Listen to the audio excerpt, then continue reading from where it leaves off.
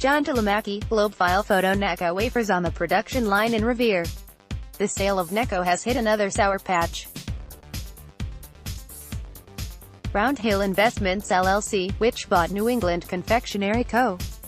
in dramatic fashion in May after the initial winner of a bankruptcy auction reneged on its bid, is now being sued for breach of contract and unfair and deceptive business practices by the court-appointed trustee handling the bankruptcy case.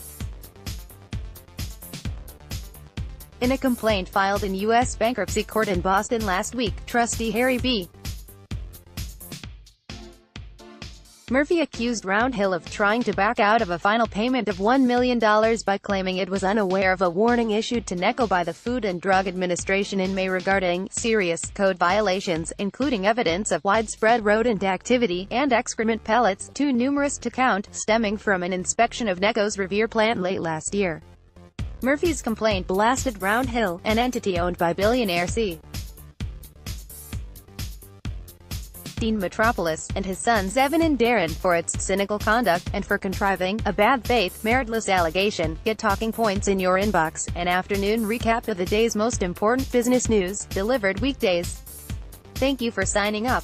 Sign up for more newsletters here. The complaint also said that, prior to Necco's May 23 bankruptcy auction, Murphy had informed Hill and the other bidders of the FDA's warning letter and of the federal agency's acknowledgement that Necco had taken corrective action, which the FDA still needed to review. The complaint marks the latest twist in what has been a contentious few months for the struggling company, which traces its roots to 1847 and manufactures candies such as Necco wafers, Sweethearts, and the Sky Bar. Murphy filed the complaint July 3, after Hill missed a June 30 deadline to pay the first of four $250,000 installments as part of its $17.33 million purchase of Necco. Hill, which in 2013 also bought Twinkies maker Hostess Brands out of bankruptcy, made an initial cash payment of $16.33 million May 31 to purchase Necco under the entity Sweetheart Candy Co. LLC, named after Necco's classic heart-shaped candies. Last month, an attorney for Hill emailed Murphy, informing him of several critical and unexpected matters that have had a significant impact on Hill's ability to revive Necco and try to turn this struggling business around, and referenced the unresolved FDA violations, according to Murphy's complaint. In the email to Murphy, according to the complaint, Hill said the widespread and national negative press coverage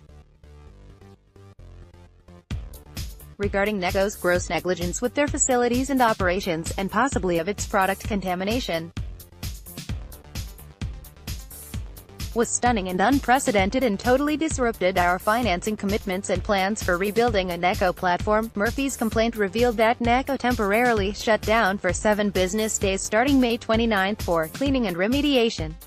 He stated in the filing that Hill knew of the shutdown because it had authorized and directed the shutdown, but that in its email to him, Hill said it was unaware that the plant had been closed.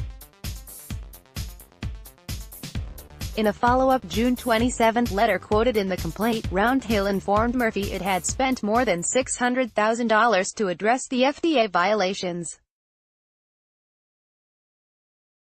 As of the July 3 court filing, Hill estimated the expenses exceeded $1 million. After missing the June 30 installment payment of $250,000, Hill sent another letter to Murphy, informing him that because of the unexpected expenses it had incurred, it is excused from its obligation to pay any of the 4 remaining installment payments totaling $1 million. Murphy declined to comment, citing the pending lawsuit. Hill did not return calls and emails seeking comment through its public relations firm and local attorney. Hill had not filed a response to Murphy's complaint as of Thursday. Hill was one of 4 bidders for Necco's assets at auction after the wholesaler filed for Chapter 11 bankruptcy protection in April, in response to a petition filed by 3 creditors trying to force it into an involuntary bankruptcy, claiming they were owed more than $1.6 million. After the May 23 auction, it appeared that Necco would be taken over by family-owned Spangler Candy Co. of Ohio, makers of Dum Dums Lollipops and the Orange Marshmallow Circus Peanuts candy. It had a winning bid of $18.8 million, beating out Round Hill's $18.6 million. A day later, Spangler informed Murphy that it was unwilling to close the sale without a substantial price reduction, in a scramble to complete the sale before the end of May, the deadline set by Necco to find a new buyer in order to avoid laying off its entire workforce. Murphy asked Spangler and Round Hill to make one last bid. Only one came in, Round Hill's $17.33 million. But Murphy's lawsuit contends that immediately after taking over Necco's assets, Round Hill neglected to open an operating account, which impaired production at Necco. He is seeking damages, including the $1 million payment from Round Hill as well as legal fees and costs, according to the lawsuit. The future of the country's oldest continuously operating candy company remains uncertain beyond November, when its lease at its Revere headquarters is scheduled to expire. According to Murphy's complaint, however, Round Hill reportedly stated that closing down for unplanned days to address the FDA violations resulted in Round Hill having to extend our production schedule until mid-December. Kathleen Conte can be reached at kconte@globe.com. Follow her on Twitter at @GlobeConte.